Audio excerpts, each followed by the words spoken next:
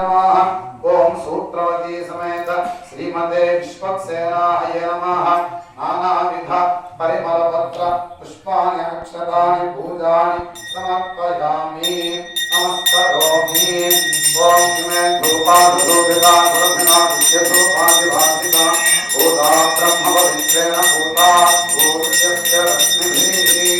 ओम श्रीमन्महागणाधिपतये नमः। धूपमाघ्रापयामि साक्षात् दीपं संदर्शयामि।